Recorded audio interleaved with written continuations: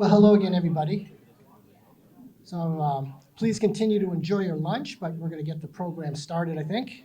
My name is Tim Sink. I'm president of the Greater Concord Chamber of Commerce, and we're delighted to be here with you again for what I think is going to be a very interesting program. We've got two terrific speakers that have worked with us many times in the past. Before we do those introductions, a couple of announcements I'd just like to bring your way. I've got a whole laundry list of events that are coming up at the Chamber. I'm not going to go through them. I would encourage you to go to our website and check them out. There's some really cool things happening. I'm going to focus on a couple of them, though. Coming up on the 21st of February, we're doing a webinar. It's called Understanding the Corporate Transparency Act. John Cunningham, local attorney, is going to be our speaker. This is pretty important. This is I think flying under the radar screen of a lot of businesses, and there are compliance issues related to this, and you need to comply to it to stay out of trouble. So a lot of people haven't even heard about this, but I would encourage you to attend that webinar. There's no cost involved. You can just go to the Chamber website and register to get on and get a link to that. Again, that is the 21st of February at 10 a.m. And then I want to let you know that our next forum is going to take place either March 21st or 27th. We're waiting for confirmation. That will be our annual State of the State luncheon with Governor Sununu. So would love it if you were a part of that as well. Big shout out to our sponsor today, Eversource. I have to tell you that Eversource has been a part of this chamber forever. Concord is not their primary market area, but they are incredibly supportive of economic development initiatives, quality of life issues. They've always been there. Joining us today, we have Donald Stokes, Mary Kate Daly, Tim Kenny, and Mike Licata. Am I missing anybody? Nope. Oh, Tim, I mentioned Tim. Okay, cool. All right, so thank you, Eversource, and please join me in showing our appreciation.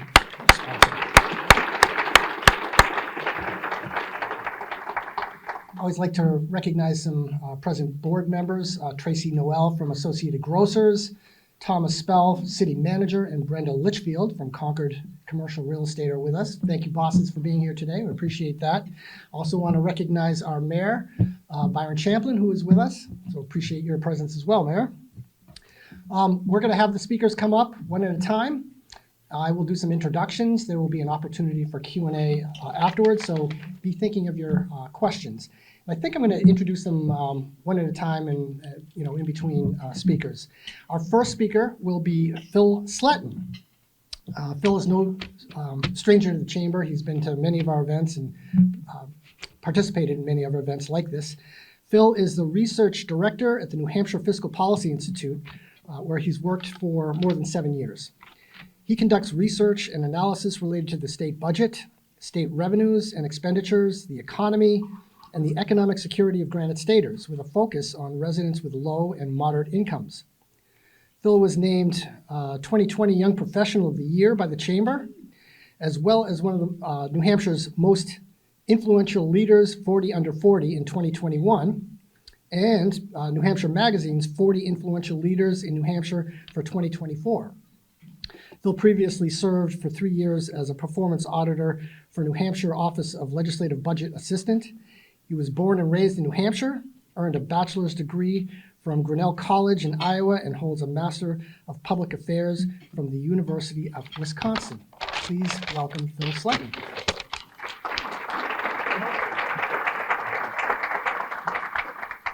Thank you very much for your time, everyone, this afternoon. I really appreciate it. It's always fun to come and speak in particular to this group, and I'm particularly honored today because this would be a great event if you just had Brian. Maybe better, but I'm going to try to do my part to make it a great event on my part too.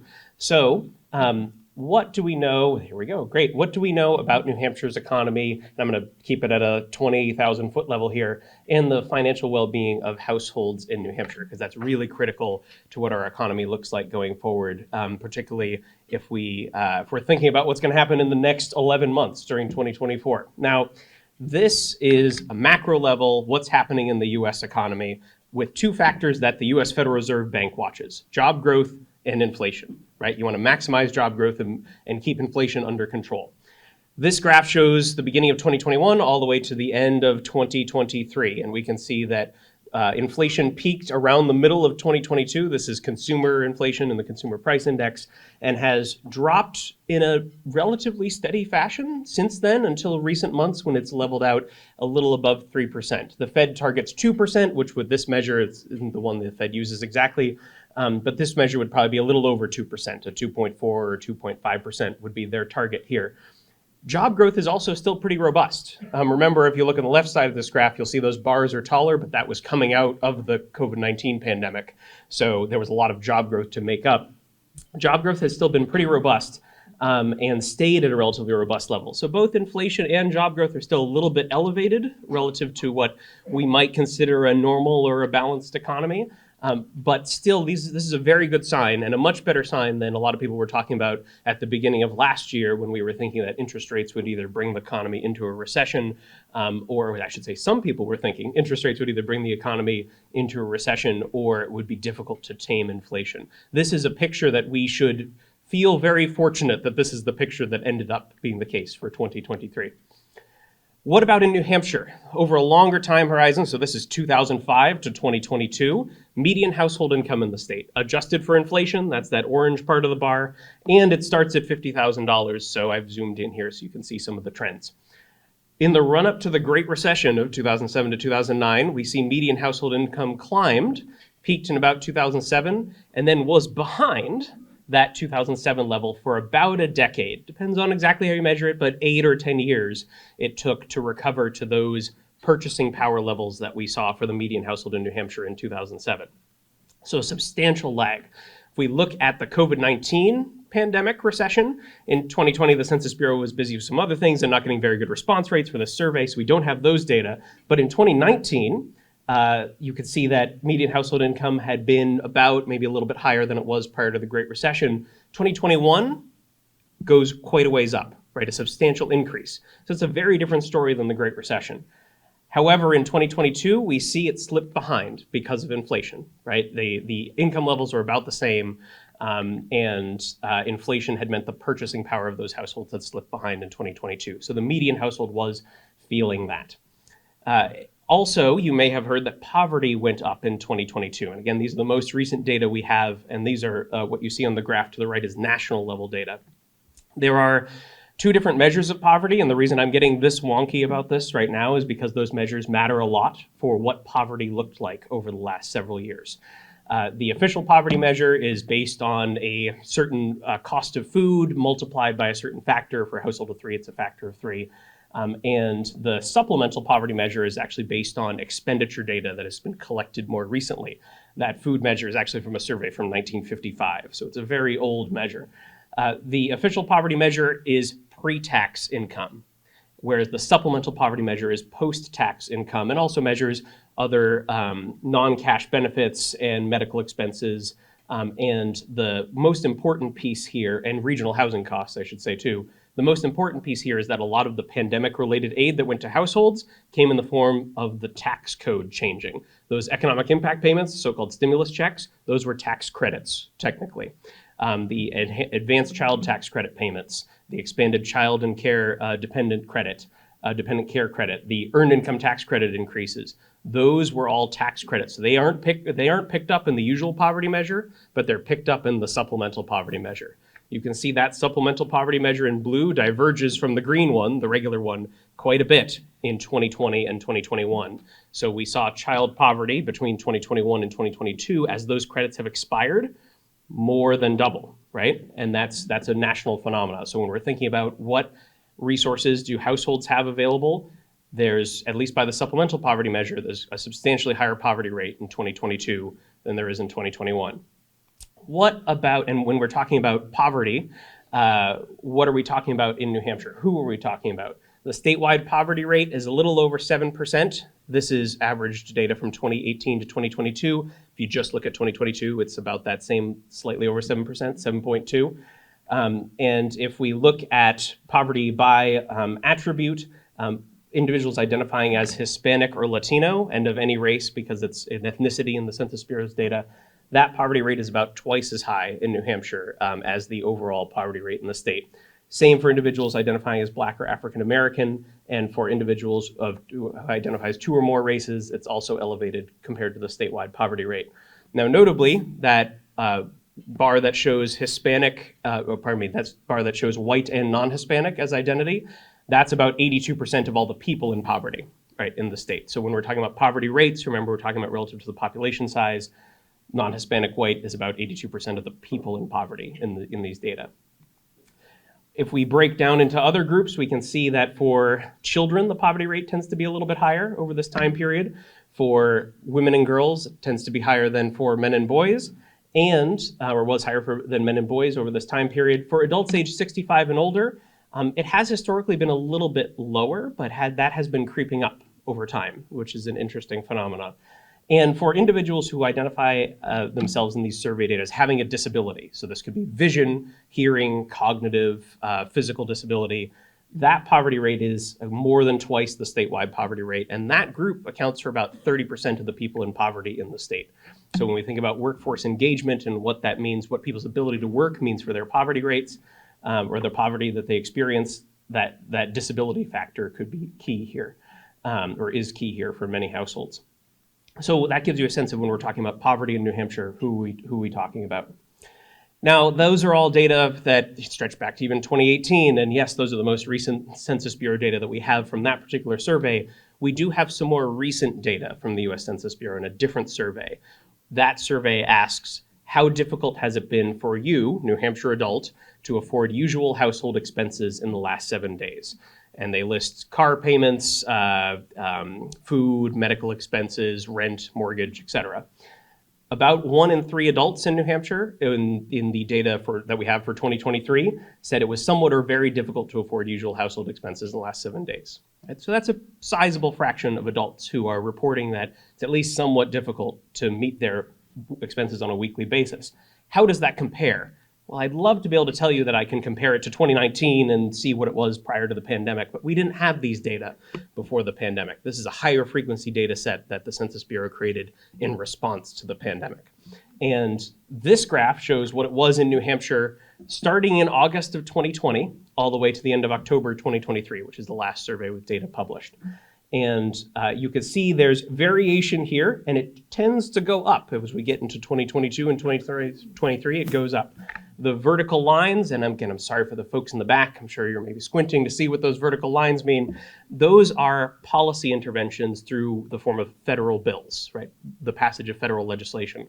And those, in some cases, have an immediate downward impact on how many people are reporting it's somewhat or very difficult to afford expenses. That's because those bills, in the case of the Consolidated Appropriations Act that passed in December 2020 and the American Rescue Plan Act that passed about 3.5 months later, triggered those economic impact payments, boosted SNAP benefits, in some cases also boosted unemployment compensation benefits, and the American Rescue Plan Act specifically had the enhanced child tax credit payments, which are the 2 lines that you see in the middle. That's when those monthly payments were in effect. So we can see that pushed that number down. It was not 1 in 3 then, it was about 1 in 5 adults in New Hampshire reporting the difficulty facing usual household expenses. However, we can see it increases after that. Part of that's because of the expiration of those. Part of that is because inflation was picking up for a wide variety of reasons, including the biggest increase that you see there is about March of 2020. That's around when Russia invaded Ukraine, and we saw those energy price spikes that we did see. Particularly on the fossil fuel side. So since then, we've seen that 1 in 3 number has held about steady, maybe slipped down some as people's incomes are potentially catching up with inflation a little bit more, and inflation has slowed, as we saw. Now, what about those incomes, right? What about beyond 2022? What do we know about wages in the state? The average hourly wage in the state, if we look all the way over on the left, total private sector wages, the green bars show how it's changed if you adjust for inflation since 2019. So across all the industries that you see here, the average hourly wage has gone up in New Hampshire. If you look at the blue bars, that's since 2021. And if we compare 2021 to the 2023 average, we can see that it's about the same, right? Wages, the average hourly wage in the state paid in the private sector has just about caught up, not quite there, but quite close, right? And it really depends on which industry you're in. Professional and business services, we see increases, leisure and hospitality, a little bit in manufacturing. Educational and health services, we see a decrease, and that health services sector is very significant in terms of employment in the state. And that's true in a lot of states. That's not unique to New Hampshire by any means, but that 1.2% drop is a significant part of that overall number being about where it was in 2021 in purchasing power. Trade, transportation, utilities, we also see a decline there. Now, this is the part of the reason we've seen those wage increases since 2019, and in some cases since 2021, is because of our labor force constraint. Now, Brian has probably better numbers and better ways to measure this. This is the best way I know how to measure this. This graph shows the number of people, or the number of job openings in the state, and which is a hard number to peg down, but the federal government does try to and has tried to since 2003, when this graph begins. The number of job openings in the state compared to the number of people who are unemployed and actively looking for work. So the number of people that adds up to that unemployment rate that we look at each month, right? Or at least I do. Maybe you don't, but I do each month. So in the run-up to the Great Recession, that first gray bar, that shows that in October 2007, there was about one job opening per every unemployed worker. You have a recession, obviously that number goes down because you have fewer job openings and more unemployed workers. Right before the COVID-19 crisis, it was almost 2 job openings for every unemployed worker, right? So there was a labor force constraint there. This summer, the estimate's almost 4 job openings for every unemployed worker. It has gone down since then, and these data will probably be revised as the benchmarking process happens over this next year, and we look back and look at the unemployment numbers and revise a little bit. But, and when I say we, I mean New Hampshire Employment Security and the Bureau of Labor Statistics.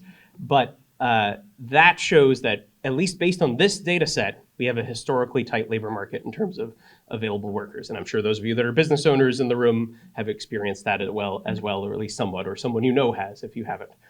So that shows that we have this labor force constraint that has probably put upward pressure, or appears to have put upward pressure on wages. Now, why are people not in the labor force? We have some data about this, and from a couple different sources. This is one, again, from the Household Pulse Survey, and this is taking the annual average ending in October 2023. This shows the number of reasons. People can select reasons from a list of options, the reasons what that people selected saying they were not in the labor force for. About 54%, it's not even on this graph, 54% said they were retired, right? So that's why they're not working when they're being surveyed. The next largest category was I'm sick or I have a disability of some form, right? So that could be a temporary illness, or that could be a chronic illness, right? Or a long-standing disability. So that's that bar all the way over on the right, about 47,000 people. The next largest category is I don't want to be employed at this time.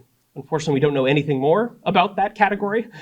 They don't give us any more information in this survey, but that's the next largest category. Almost the same size as it, however, about 16,000 people, is I'm caring for children who are not in school or in daycare. Right? So that is a availability and accessibility and affordability of childcare constraint.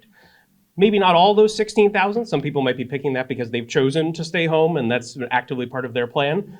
But some of those folks may join the labor force if they were able to access childcare.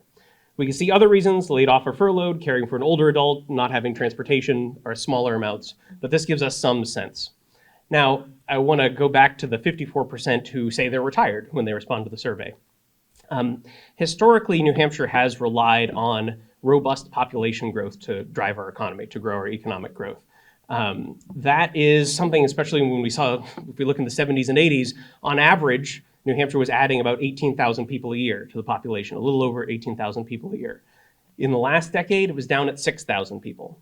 We've seen some recent immigration that has boosted it up to closer to 7,500 people so far this decade. But those higher levels of population growth were because we were having more births than deaths, which we aren't anymore. Over the last 5 or 6 years, there's been more deaths than births in New Hampshire. And we had robust in-migration.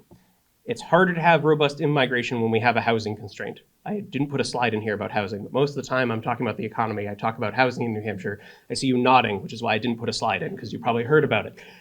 So that is a long-term constraint. Doesn't mean that's going to all hit in 2024. Doesn't mean it didn't hit in 2023. It will hit us now.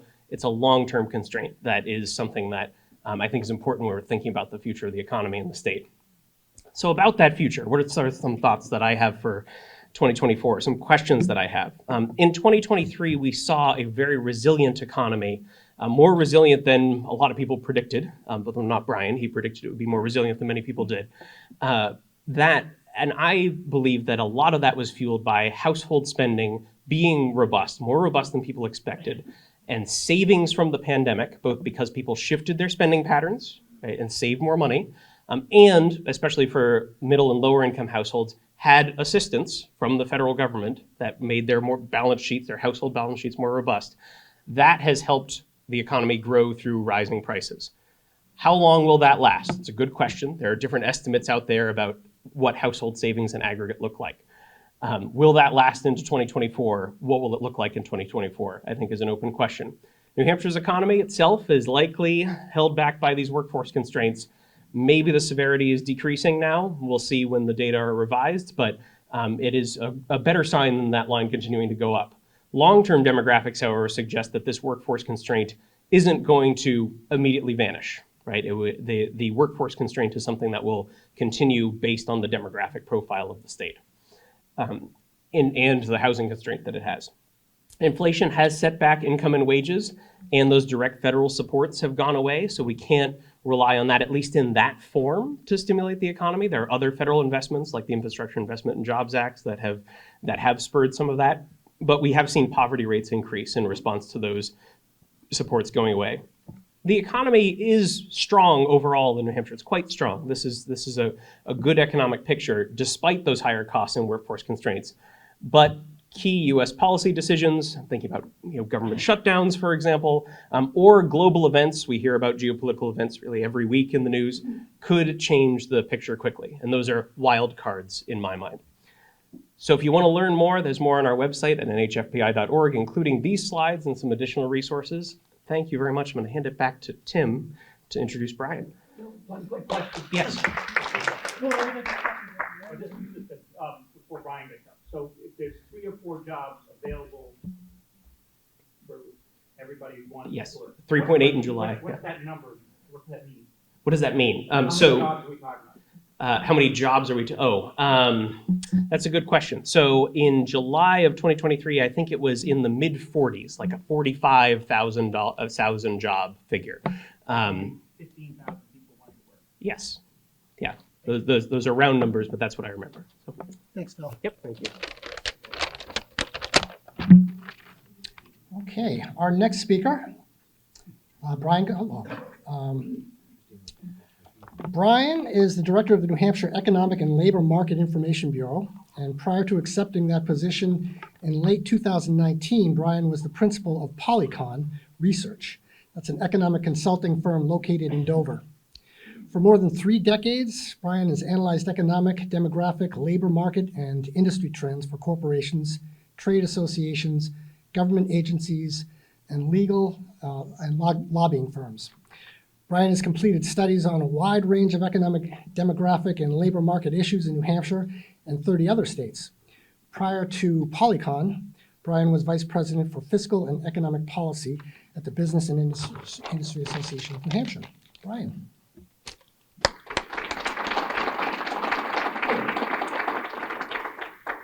Thank you, Tim. Thank you for the opportunity to come and talk to your group again. Thank you, Eversource, for sponsoring this, and also my apologies because Eversource has been at several of the chamber events that I've given economic forecasts. So I like to call this my victory tour. Phil alluded to it. This time, well, actually beginning in December and then in January of December of 22, January of 23, I did a lot of these. And I said I did not believe that the U.S. was going to fall into a recession, and I outlined the reasons why. Many of those reasons, by the way, are the same ones that I'm going to talk about here. But people don't always remember when you were right, so I feel compelled to remind everyone that in fact I was right. So let's see if, is it? Here we go. Terrific. Okay, so I'm going to give you kind of the overview in case I lose you. Very possible I got too many slides and I tend to talk too fast. Kind of the overview of what I see happening largely in the U.S. economy. I'll talk somewhat about the New Hampshire economy, and I'll focus a little bit on a couple of issues I think that are important in your region in determining your economic outlook. But what we've got in the nation, of course, is much stronger GDP growth than most people expected. I was correct about not falling into recession, but I did underestimate growth by about half. Both in the U.S. and the national economy. We still got a strong labor market. Phil did a good job of talking about that. We have falling inflation rate. It's bounced a little bit stubborn in December and a little bit more stubborn, but long term it will fall. It will fall by the end of 2024. It'll be pretty close from my perspective to what the Fed wants it to be, 2 to 2.5%. And importantly, credit is becoming more available. That was a real concern I had this time last year. Banking issues, rising interest rates, a whole lot of things going on. Survey of senior lending officers indicated that banks were tightening their conditions for lending. And when credit dries up, the economy slows down really quickly. The one issue that I see that just baffles me, and I know I am a nerd through and through, and I just look at the numbers, but confidence has been so low in the economy, as measured by a couple of things that I'll talk about. But from my perspective, unrealistically low. When I look at the numbers, I see a pretty strong economy that is slowing and will continue to slow. Their spending has been good, despite the fact that people say they aren't very happy about the economy. They're spending. They're spending really, really well. Layoffs are low. In New Hampshire, they're really at pretty close to record low levels. And businesses are wanting to hire, certainly in New Hampshire. They're just having difficulty, as they are in many places, difficulty in finding individuals. I forgot to mention that if my alarm goes off, it means everybody here who sponsored or invited me here is too polite to give me the hook and tell me it's time to shut up. So I'm going to put that on. It's not that I'm that important or the president or anybody's calling me. It's just I know when I've overstayed my welcome. So the U.S. labor and New Hampshire labor markets are really resilient. They're still solid demand for workers. The big issue, again, Phil talked about this, is the labor market, the labor force. We have not recovered fully where we were prior to the pandemic, either in New Hampshire or in this region. I think I have some difficulties with the numbers. I work my organization with the U.S. Bureau of Labor Statistics to produce the monthly numbers, but there's just a lot of problems with them since the pandemic with response rates. So I think a lot of the numbers, and even many of the ones that I'll talk about here, will be revised eventually. Unfortunately, they get revised way too late. It's in some cases 2 or 3 years later.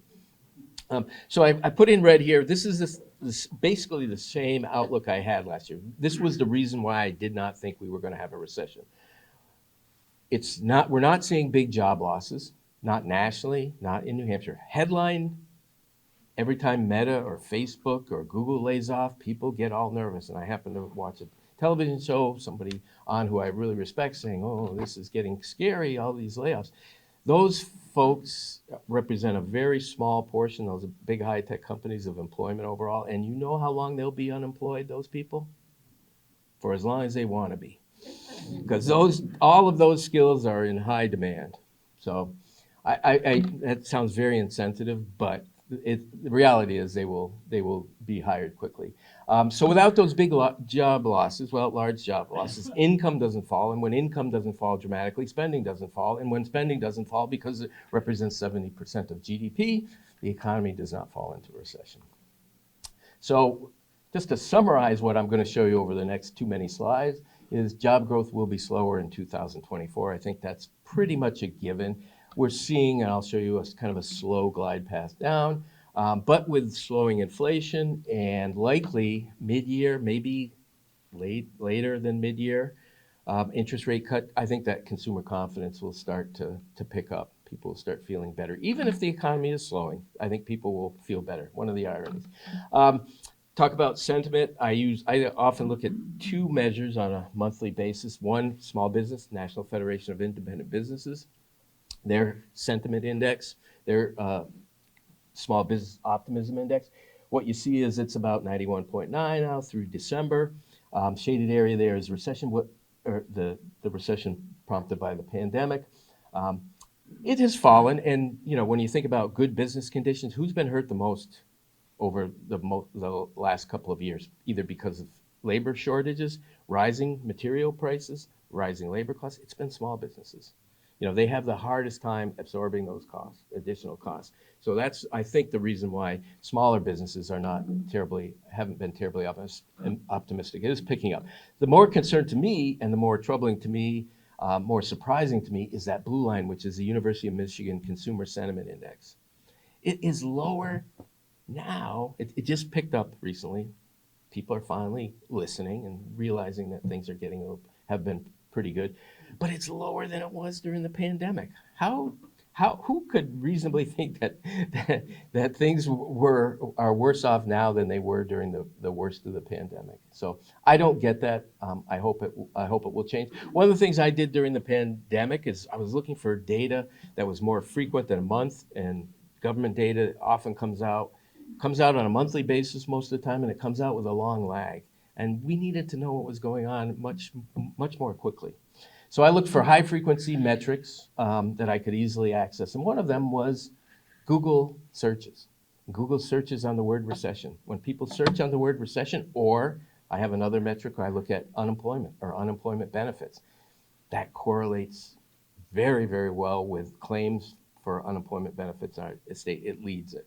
So here, going back again to the pandemic, you see searches on the word recession spiked just as the pandemic was hitting, dropped really significantly. When did it pick up again?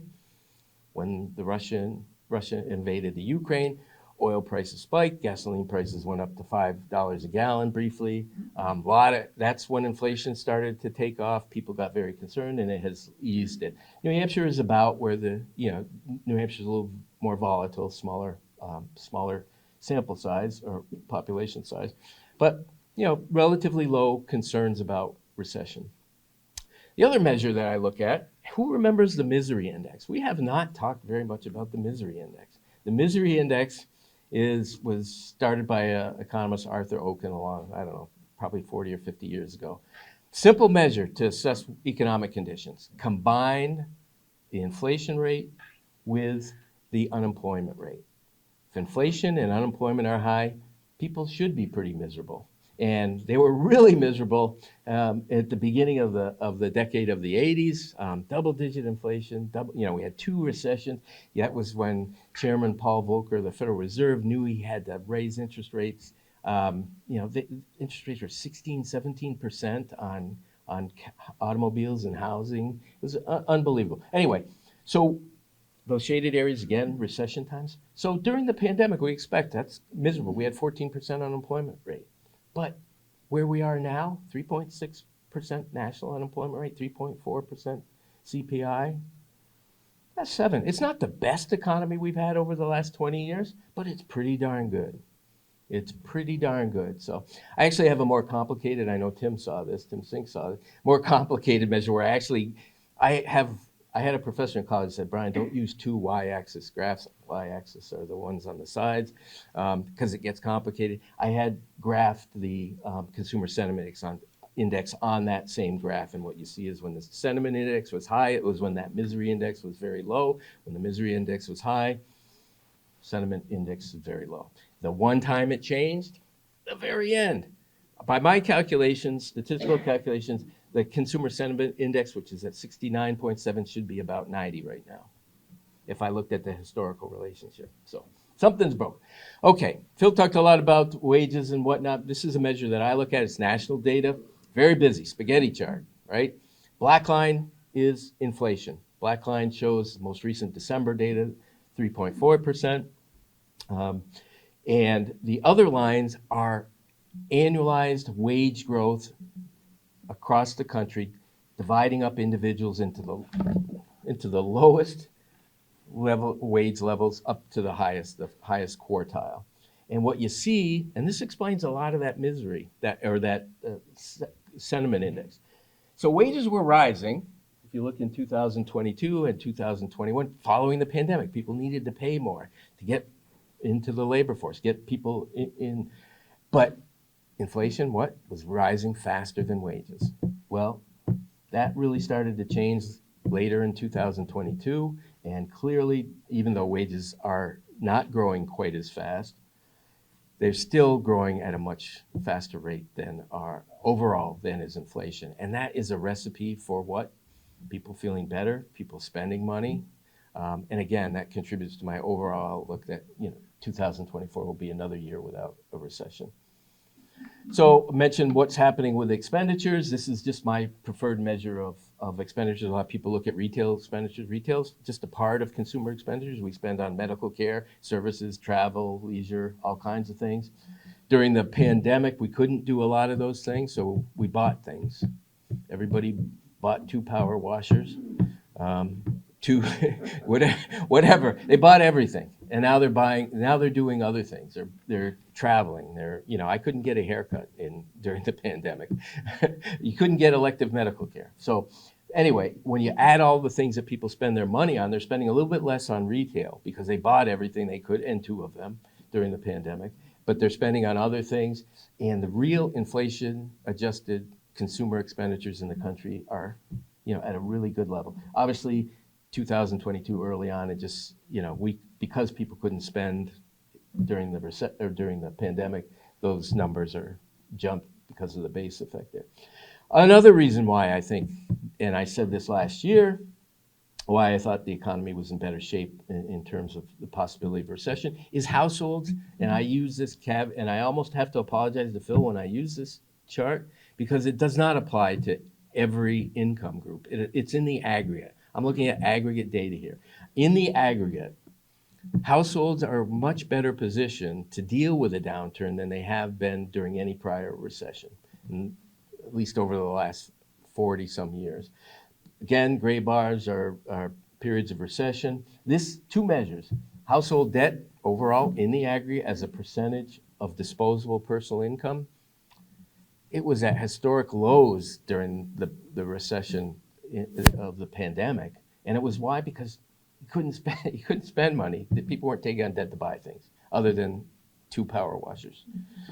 And if you add in additional things, rent, property taxes, insurance payments, that is household financial obligations as a percentage of disposable, same pattern, both at very low levels compared to historical over the last several decades.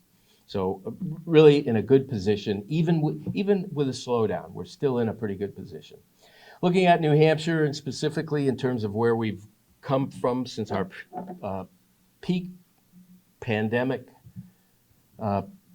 private sector jobs, we are about 3.2% above where we were prior to the pandemic, which was February of 2022. That was our and I focus on the private sector here because New Hampshire and their government employment tends to make the data look a little bit funky at times. So we're better than all of our New England neighbors. Maine has kind of jumped up a little bit. These numbers will change with the benchmarking. I won't get into what that is, but that's a process that will be completed in a few weeks by my organization. So better than all of the New England states. Only one northeastern state did better, and that's important because northeastern states had the most severe shutdowns during the pandemic, so they had further to recover.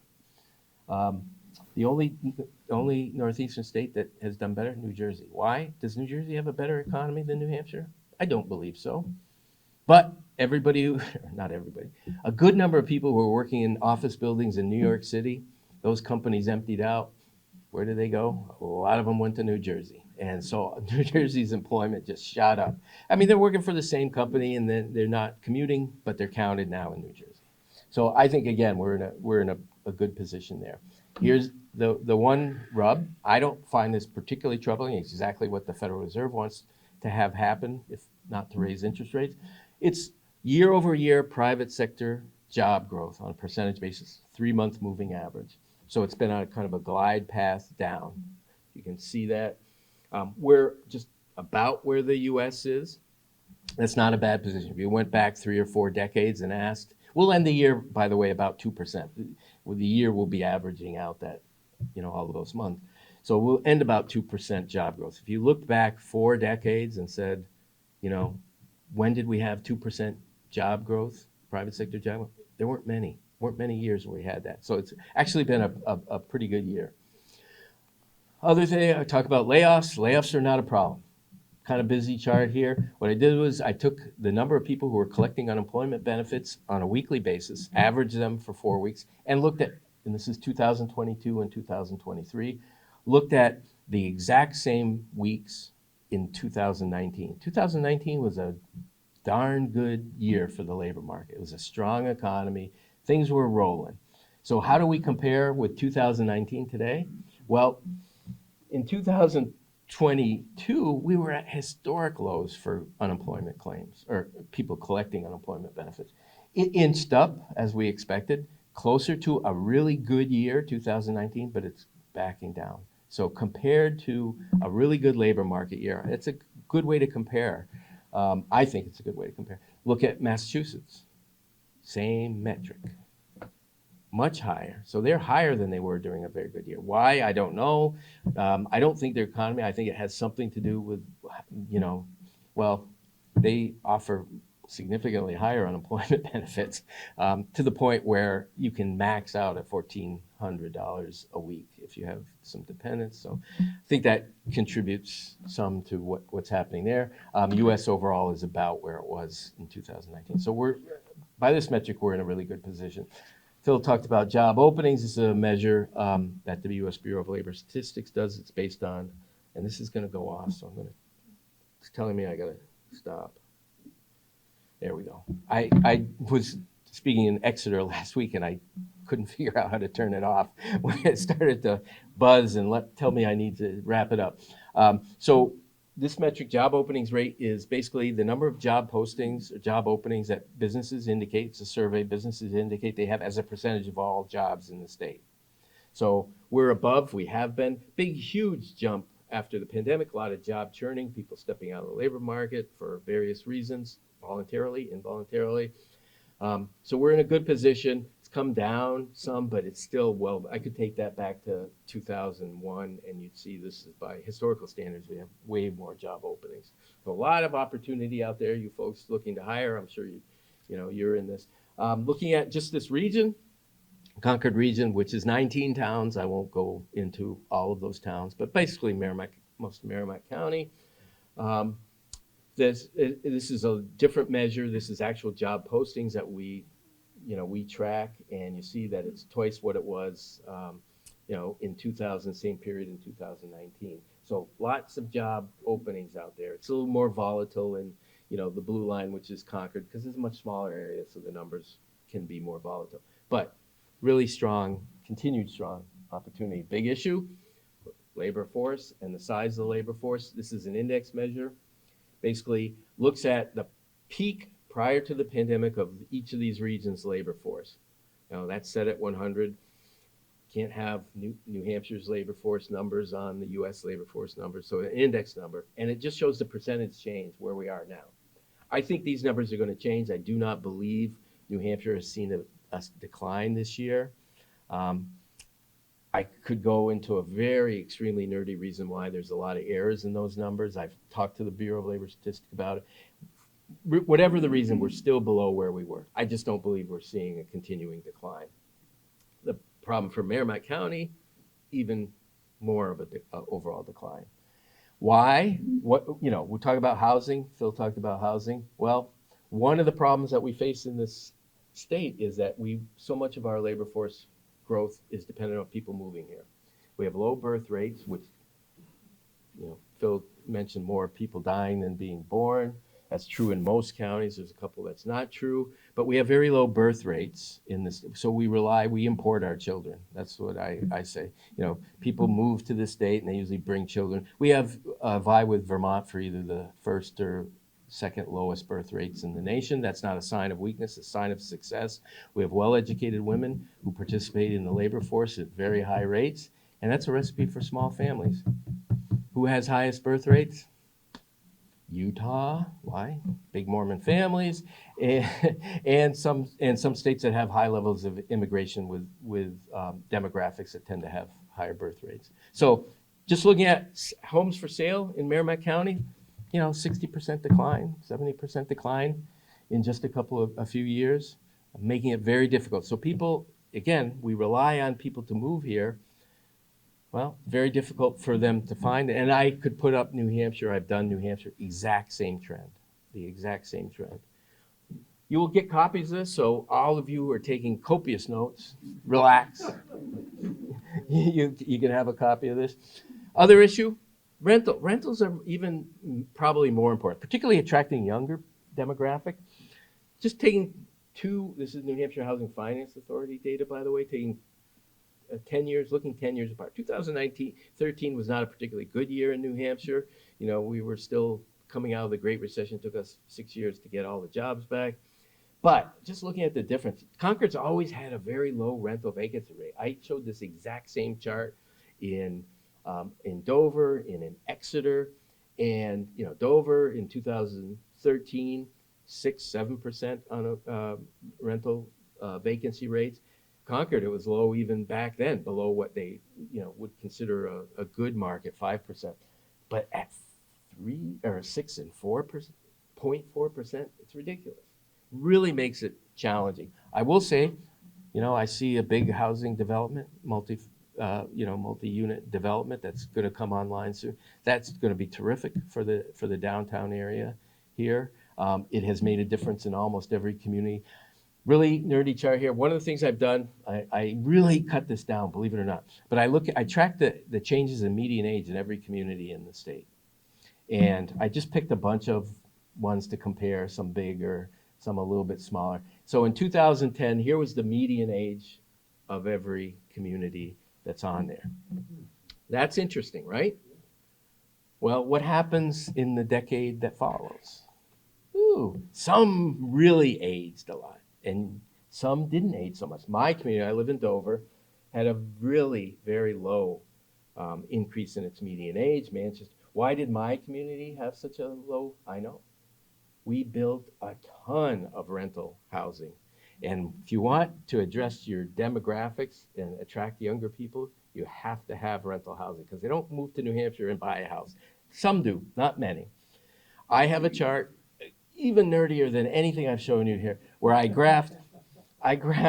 took every town in New Hampshire that had at least, I think, 3,000 population and graphed that against the percentage of rental housing in the community.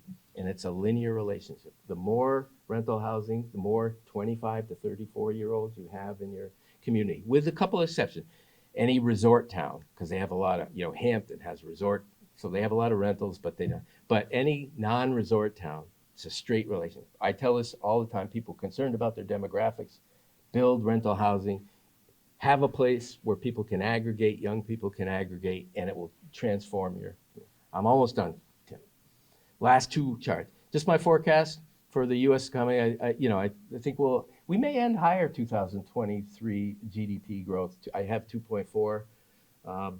Maybe it will be higher. Maybe it'll be a little less. I think it'll be a little bit lower, a little bit below potential in 2024. Rising. I don't see unemployment rising dramatically. You know, based on some of the data that like Phil shows with the number of openings and whatnot, I just don't see that happening. Last chart, New Hampshire. Again, 2023, last year, I think I had about a 1% job growth, I thought, in 2023 for New Hampshire, under forecast by half. I'm hoping I do the same thing this year. I just downgraded that in the last week, just from not 0.9 to 0.8. I do it kind of on a weekly basis, depending on the numbers I get. But it's going to slow. And with that, I know I've run long. I will stop, and we won't have much time for questions. I like that, though.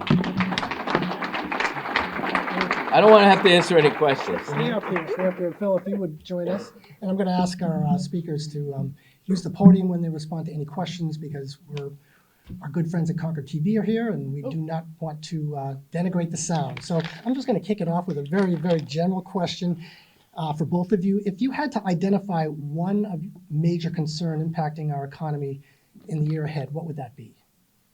Brian, why don't you start? Yeah. They're related, because I do believe, you know, the challenge that we face is getting more people who have stepped out of the labor force back into the labor force. That's number one. But it's also related to housing. The labor force is the biggest issue, but housing is related. We grow our labor force generally by people moving here into the state. That's the way it's traditionally grown the most. And it's just become very hard for us to accommodate that. We had a pretty big increase during the pandemic, people moving from big metro areas in the Northeast looking for less density.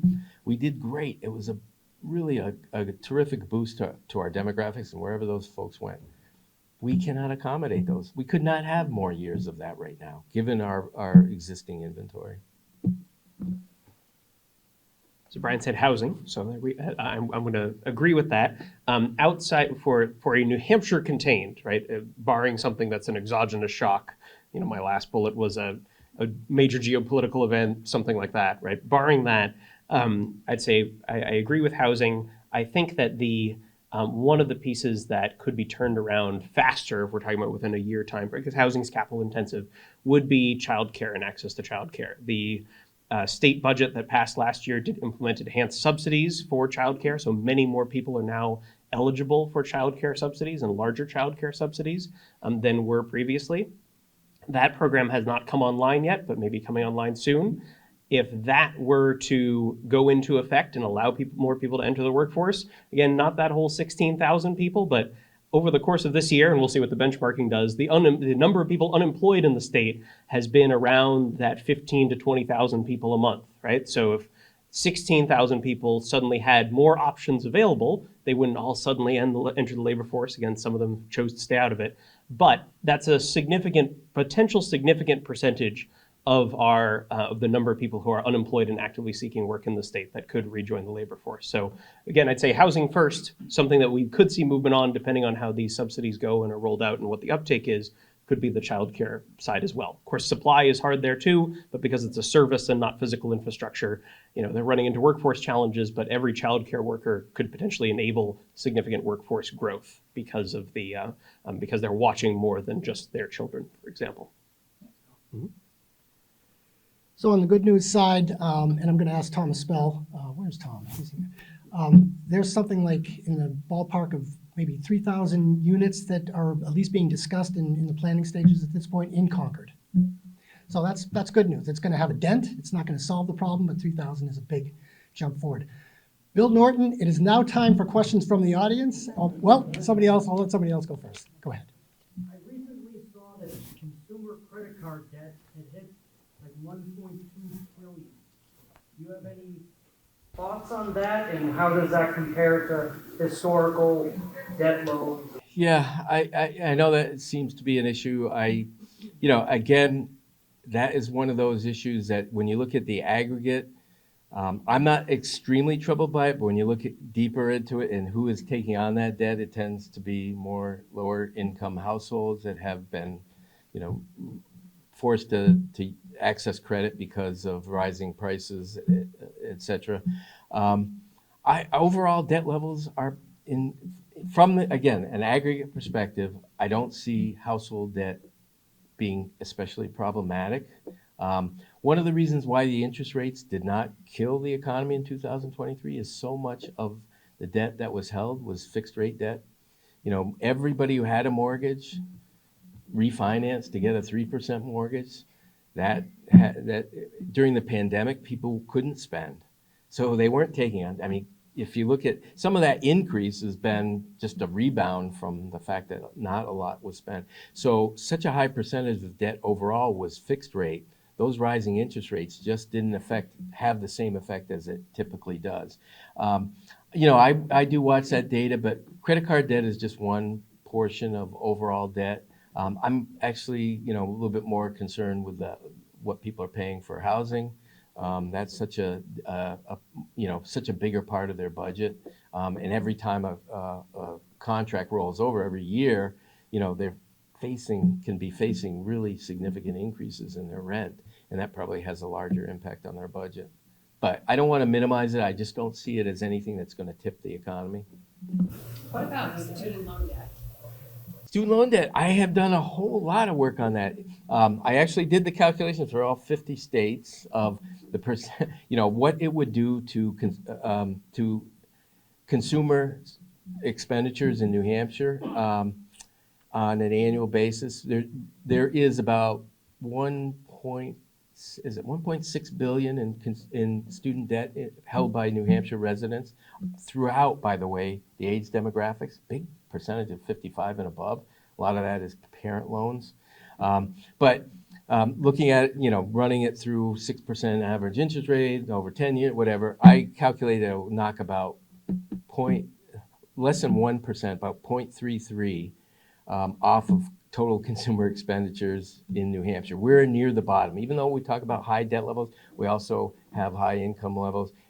The irony about that is some of the poorest states have the biggest, most onerous impact of student loan debt.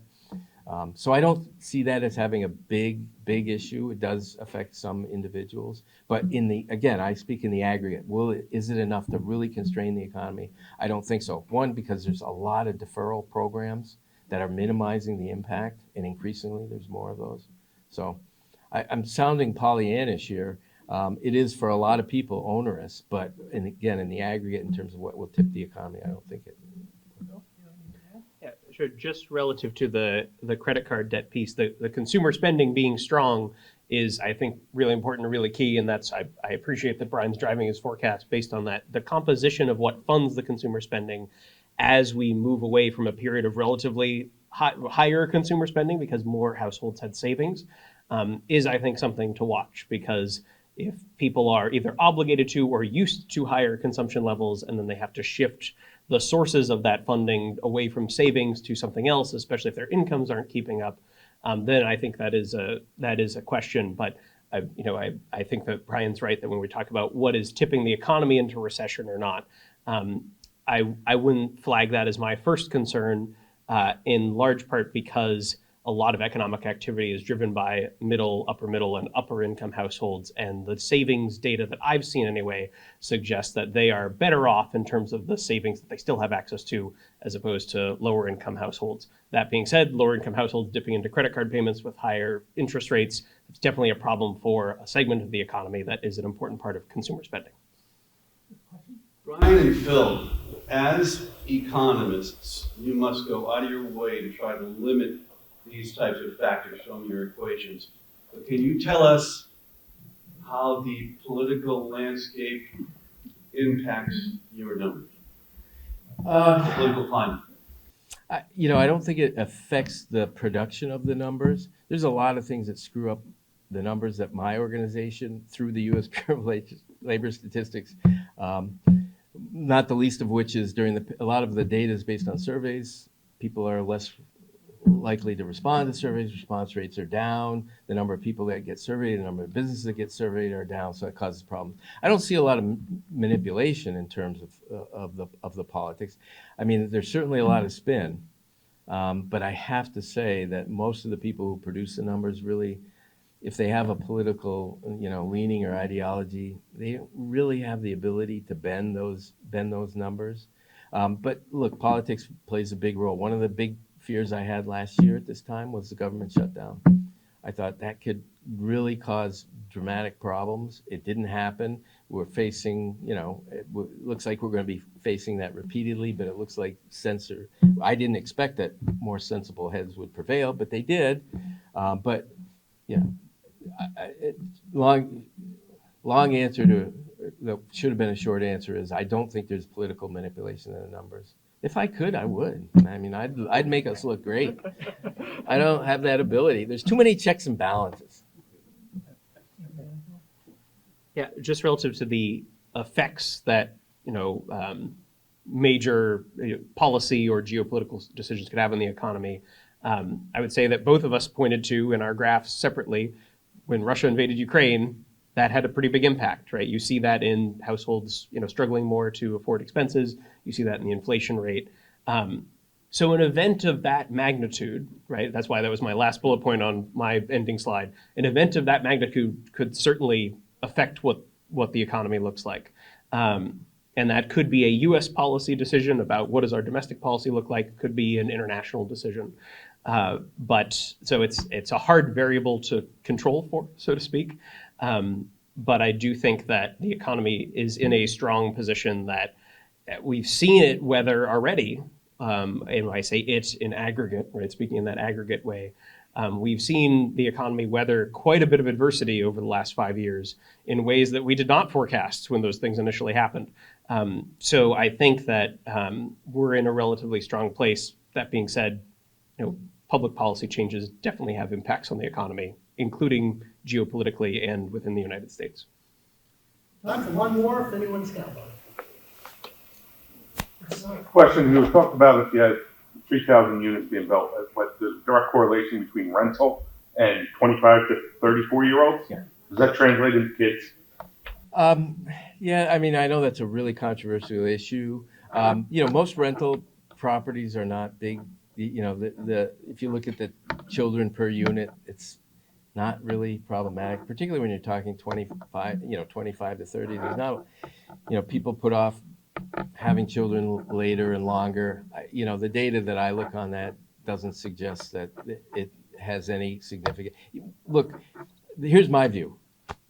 Totally my view only. I have no problem when a community attracts children. One, because it means they're attracting families, and people with young children are invested in their communities. They want to see their communities work. They invest civically in them, and they're forward-looking. So they have a real vested interest in the quality of the community. So I don't personally have a problem with that. I don't think the numbers bear out that they are especially costly in terms of a bigger issue for me is the density. When you have units built in proximity, density, particularly close to the downtown, whether they're old or young, that's going to reduce the costs to the community overall. I don't know, Stuart Arnett's here. He knows more about that stuff than I could ever dream of. He could probably get up there and answer this question. And I'll just say one thing. Demographers have been waiting for there to be more children after the Great Recession, when the millennial generation would have started having children apace. And that has not been happening, at least to the robust extent that it happened with prior generations. So I think it's a good and open question as to will that even happen now, even significantly delayed? And I think the answer at this point has to be to a smaller extent than it has with prior generations, just based on the timing, the demographers will say. Thank you. Brian, Phil, you gentlemen are a great team. You complement each other very well up here at the podium. So thank you so much. Really appreciate your presentations. Finally, one more shout out to Eversource. We couldn't do these types of events without your support, and really appreciate it. Mike Licata joined us. He was a little late, but better late than never. So thanks for being here. Have a great day, everybody, and we'll see you hopefully in March at the State of the State.